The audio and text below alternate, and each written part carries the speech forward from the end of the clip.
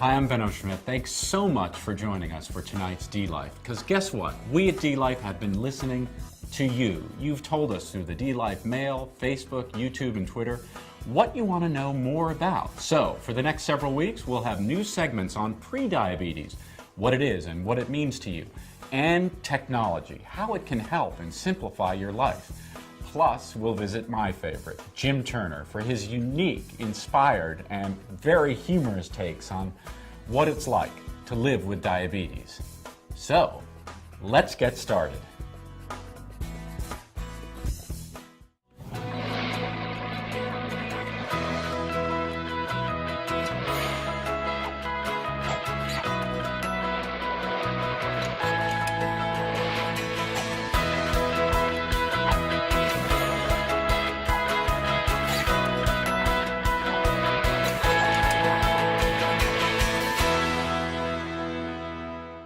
Technology has become an ally in the quest to make living with diabetes easier.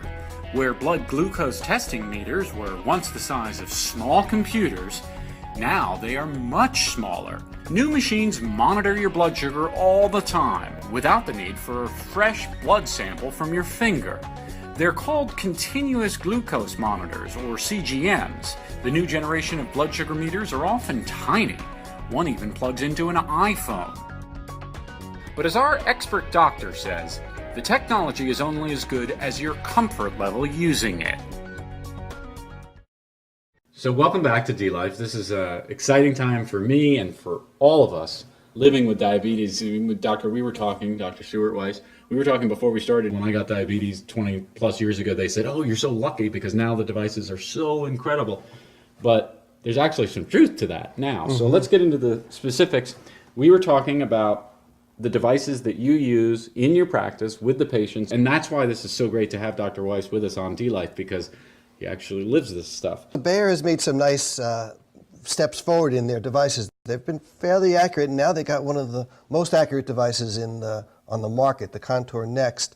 And it comes this way, and then it also comes as a USB type device, which plugs into the computer directly, and you could download into your own computer with this nicely. In my office, I download both of them, and I like their program for looking at and evaluating the glucose profile. The accuracy is improved, it's smaller, and it's very easy to use, and it's nicely covered by insurance as well. Tell us why your patients and those living with diabetes would respond well to these Bayer products.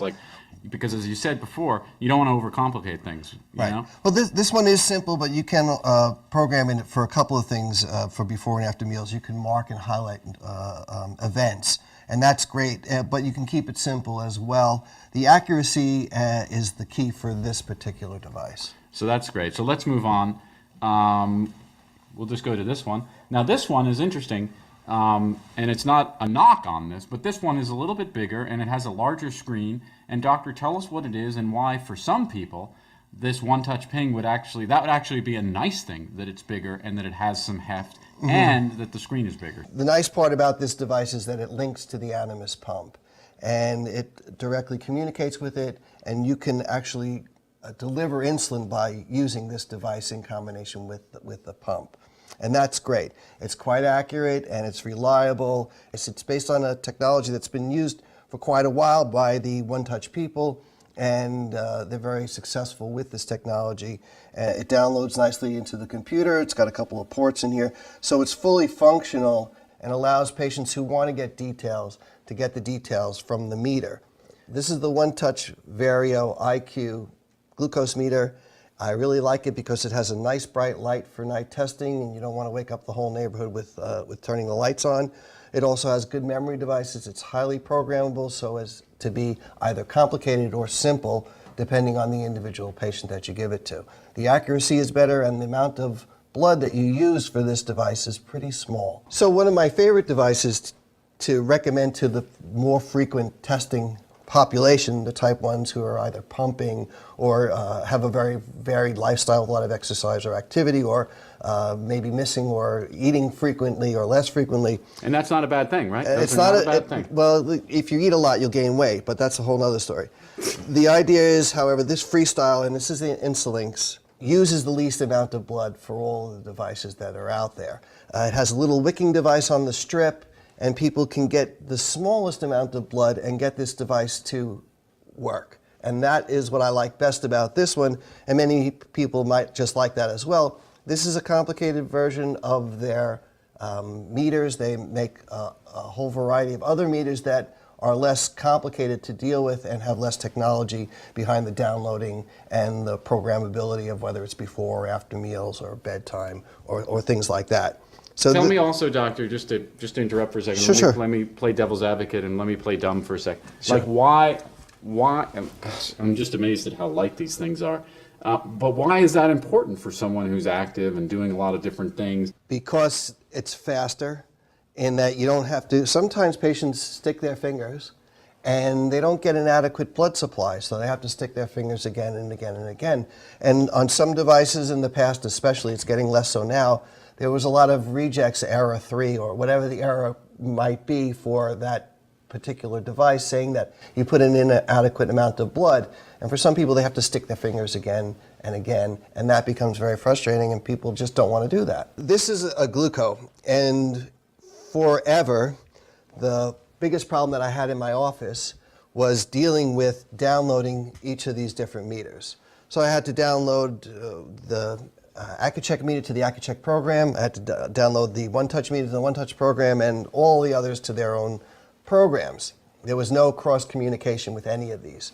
Now with the gluco, although it's more designed for individual use, there is a unifying of all of the different technologies in that this device will communicate with one of these meters and make that meter downloadable into your iPhone or iPad or iProduct, Mac product. Is it easy to use? It's easy enough to use. You just plug this into your Mac, and you plug this side either with the Bluetooth or a regular plug, and you get a different device for each of the different meters, and you can have them communicate, and therefore you don't need a different device for every meter. So this one is the way that we're going towards the future, and there are a couple of other devices like this. This is a continuous glucose monitoring system, and this is the Dexcom.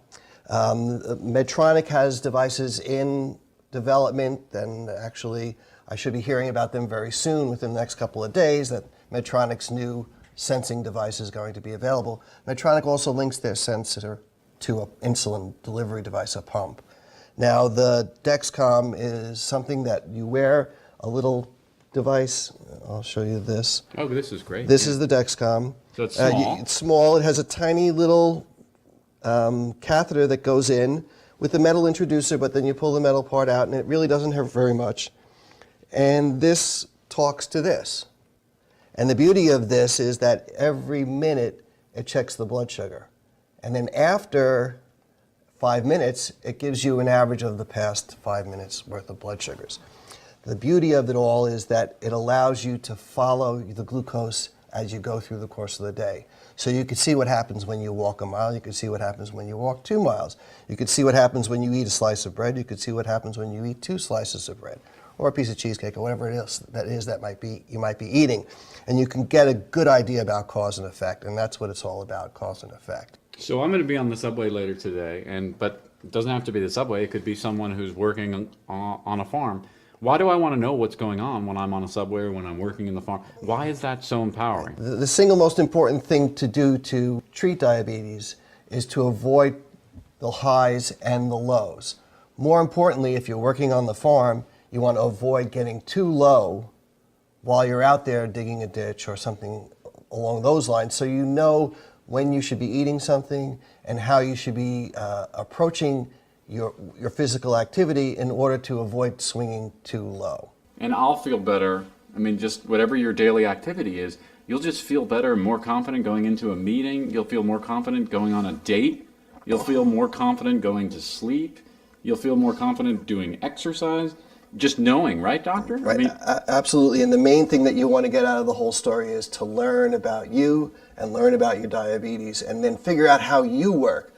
Remember, it doesn't always work the same way, as much as we'd like to think that we can figure this out, and then from now on we know that if we have a salad with chicken for lunch that we're perfect, and that doesn't always work.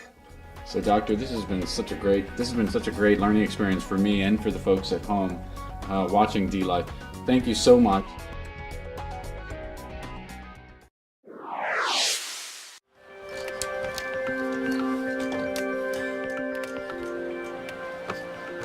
My name's Missy Foy, and I'm a professional distance runner.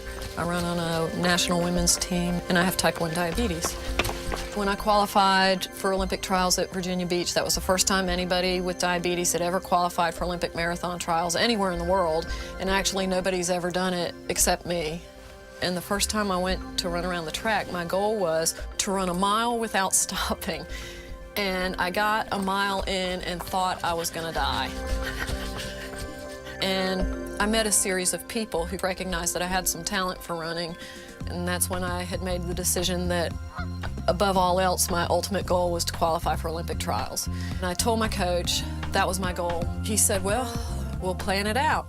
And then August 24th of that year, I was diagnosed with type 1 diabetes. I usually start out with my blood sugar around 200 before a run, and by the time I finish running, my blood sugar will be about 100. In the morning, usually just the caffeine with the coffee will make it go up to 200. Sometimes you have a pattern down, and then for no reason that you can figure out, it changes. So you constantly have to recheck to see if your pattern's still the same. Have fun. I'll be out there right behind you. All right, you're on the clock. Within about 45 minutes of the marathon, that's when I'll have something that I can carry with me so I don't have to depend on whatever food is at the race. But I've practiced it. I don't just randomly choose something. Sometimes it'll be a Pop-Tart, roughly 40 grams of carbohydrate, but some protein and some fat as well. And then I'll disconnect from my pump, then line up and be ready to go. And that gives me roughly 45 minutes that I'm pretty good without taking in any kind of carbohydrates at all. When it's about time that I know, I can sense that my blood sugar is down low enough that I need to start supplementing so that it doesn't drop too far, I'll pull out a carbohydrate gel and then just keep the open pack and squirt a little bit at a time, and just to make sure that my blood sugar level stays exactly where it is. 541, 542, 543. Nice job. What I'm more concerned is what her sugar level is when she's done with this. Well, has it gone up too high? Has it gone down too low? And then what are we going to do with it after if anything like that happens? You know, I had a lot of days trying to do workouts where it was so hard trying to balance working full-time, trying to train at that level, having diabetes. And I remember several times trying to finish a workout and I was in tears by the end because it was just so hard. And every time he'd go, well, keep going around, and when you come back around, we'll talk about it. There was one particular time that Missy. I had been out for a run that I was tired. The weather was bad, it was cold, and I'm walking towards my car with tears running down my face, trying to do this all by myself, and I'm looking over and it looked like somebody had put a ticket on my car. And I was like, okay, there you go. Just another one. I quit. I can't do this. And somebody had left a note on my car that said, Missy, you're my hero. So, you know, what can you do?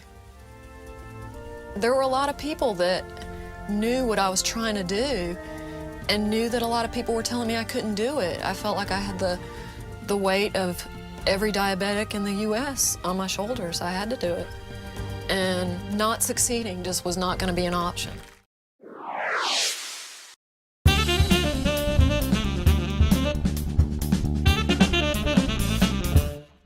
Welcome to Jim Turner Diabetes Theater, where we make movies about your diabetes life, starring me and the Jim Turner Players.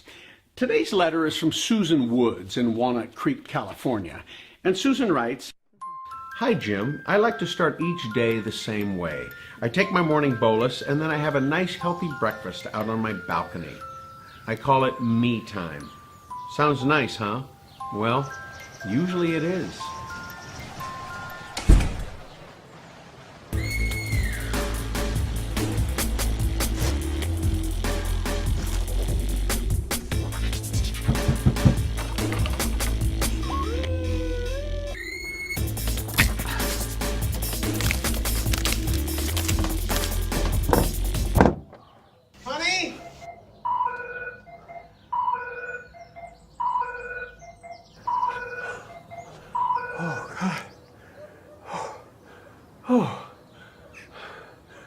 I really need something to eat. Oh, that's right. It's locked. Oh, boy. Oh, I need help.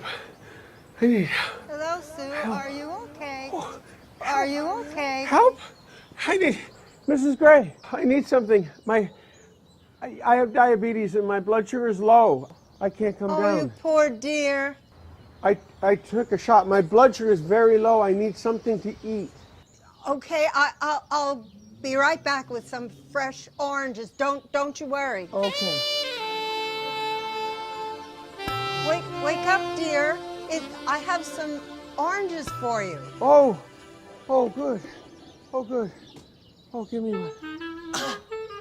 Oh, you're gonna have to throw higher than that. Okay, here. Here.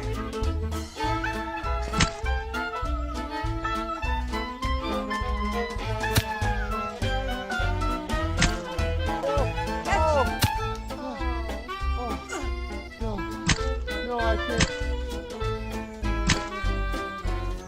I'm so It's sorry. okay. This time. Can you catch me? Oh, no, I have a titanium pin in my hip. All right, I'll take that as a yes. I don't think you should jump, dear. That's okay. You're gonna need to catch me. No. You need to catch me. Huh? What? Sit down. What's that? You need some juice. You need some Oh. Hi, sit. There you go. What? Drink some juice, Oh. all right? Let's just Oh, drink my that. goodness. You need a drink. You need a big drink. You know, I've been calling you. Oh, that's Drink good. all that. Drink all Yeah. that. Okay. There you go. Yeah. Thank you, Mrs. Gray. Thank you. Okay. Oh, that's good. Thank you, Mrs. Gray. She was very nice. She I'm brought sure me she some was orange worried juice. about you. We She were brought me this all a orange little juice. worried about you. Keep drinking. Oh, can we have some breakfast? Yes, I'll make you a good breakfast. Thank you, Susan. That was a great story. You know, for most people, a missed phone call is a minor inconvenience. But if you're involved with someone with diabetes, that missed phone call could very well be a call for help. And that's why your husband is this week's diabetes hero.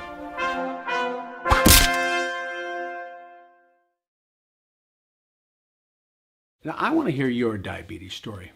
Email them to me at jim@DLife.com, and you just might be the star of our next Jim Turner Diabetes Theater.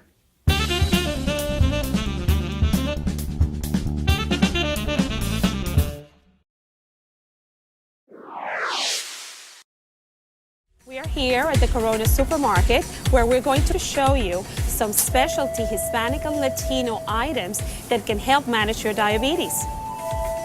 This is a cactus pear and it actually is slowly digested, so it reduces blood sugar levels. Here it is. The nopal is slowly digested. It has certain properties that can help manage blood glucose levels. If you're looking for a lower carb alternative to your meal, chayote is the one for you. You can actually prepare this as if you would prepare any other of your starches. You can even stuff it. And this only has 4 grams of carbohydrates, so it's a really low carb alternative. People in Mexico have a lower incidence of diabetes, but once they get here to America, the environment changes, the diet changes. You start to see that the incidence of diabetes starts to rise. Cumin. Another favorite. So not only does it have this earthy flavor, but it can also help you prevent some types of cancer, as well as to manage diabetes and hypertension. Great things. Every single culture has wonderful gems. I bet you will find healthy properties in some of the dishes that you cook at home. Thanks so much for joining us for tonight's DLife TV. And we're serious when we say we want to hear from you. What are you interested in? What do you want to know more about? Send us your ideas right below, or contact us with Facebook or Twitter. And for all of you film buffs, there's a chance your video could actually appear right here on DLife. That's it for tonight's show. I'm Benno Schmidt. We'll see you next Sunday.